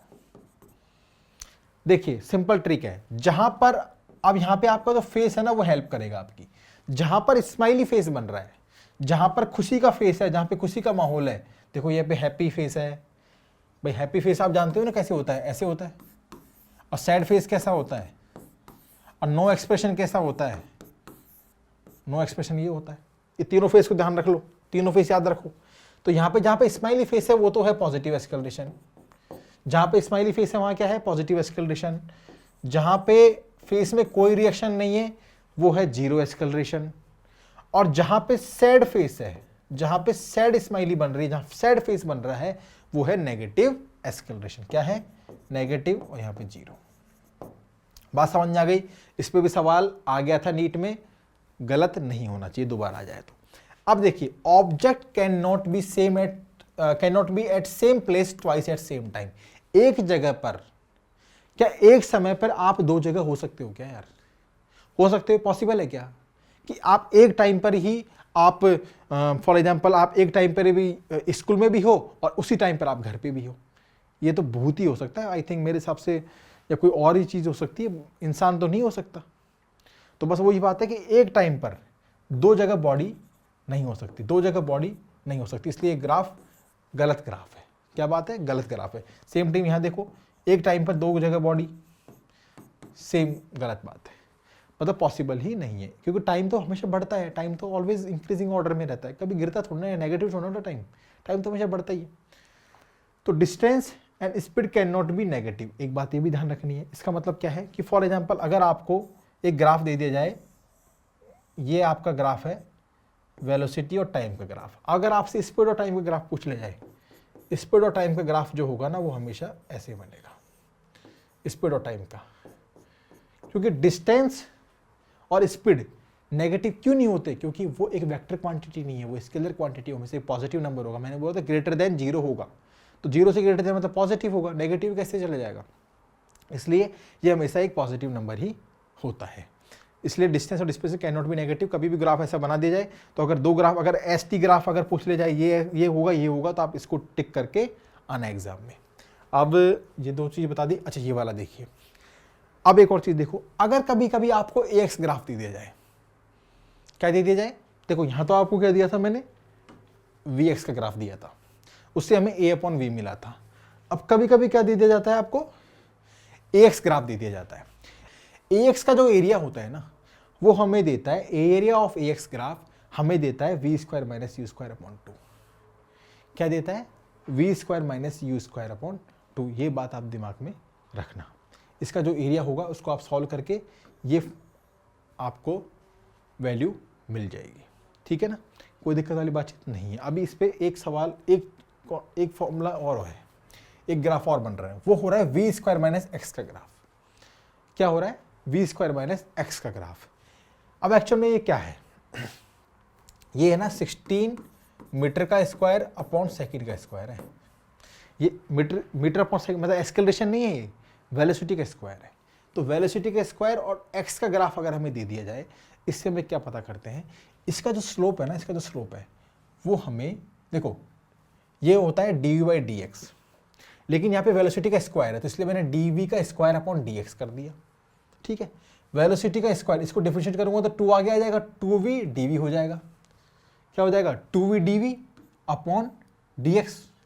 तो अब आप ये देखो v dv क्या होता है, v dv बाई dx क्या होता है, ये होता है एस्केलरेशन, 2 इंटू, तो 2 इंटू एस्केलरेशन, इसलिए 2 इंटू एस्केलरेशन, बस समझ में आ गई। तो स्लोप जो होता है ना वो हमें क्या दे रहा है, 2a की वैल्यू दे रहा है, क्या हो रहा है 2 टाइम्स एस्केलेशन मिल रहा है वहां से। तो कभी कभी ऐसा स्लोप दे दिया जाता है, ऐसा ग्राफ बना के दे दिया जाता है और उससे पूछ लिया जाता है। तो अब देखो ये वाला जो इसका मैं एस्केलेशन निकालना है हमें, क्या पूछ लिया क्वेश्चन में, एस्केलेशन बताओ। तो इसका जो स्लोप है वो क्या होता है, tan थीटा के बराबर होता है, बस स्लोप तो हमें tan थीटा के बराबर ही होगा। तो tan थीटा क्या होता है, मतलब base, sorry perpendicular upon base. तो परपेंडिकुलर कितना है 16 रख दिया, बेस कितना है 4 मीटर है, 4 रख दिया। अच्छा माइनस का साइन क्यों रखा है मैंने, क्योंकि गिर रहा है, स्लोप क्या है नेगेटिव है, क्या है नेगेटिव। तो यहाँ से कितना आ गया, tan थीटा यहाँ पे आ गया माइनस का 4, वो किसके बराबर है 2a के बराबर है। तो एस्केलेशन कितने किसके बराबर हुआ, एस्केलेशन यहाँ पे हो गया -2 मीटर पर सेकेंड स्क्वायर। मतलब यहाँ पे क्या है, बॉडी डी एस्केलेट कर रही है, क्या कर रही है, बॉडी डी एस्केलेट कर रही है। और यहाँ पे ही आपका ये चैप्टर समाप्त होता है। आई होप आपको बहुत अच्छे से चैप्टर को रिवीजन करने में, कॉन्सेप्ट्स को समझने में हेल्प हुई होगी। अगर कोई कॉन्सेप्ट, कोई रिवीजन आपको समझने में दिक्कत हुई है तो एक बार उसको दोबारा देख लीजिए। आई होप आपका वो क्लियर हो जाएगा। थैंक यू सो मच बने रहने के लिए वीडियो में, और इस चैनल को लाइक कर दीजिए, चैनल को सब्सक्राइब कर दीजिए, वीडियो को लाइक कर दीजिए। मिलते हैं बहुत जल्द नेक्स्ट चैप्टर के साथ। Thank you so much.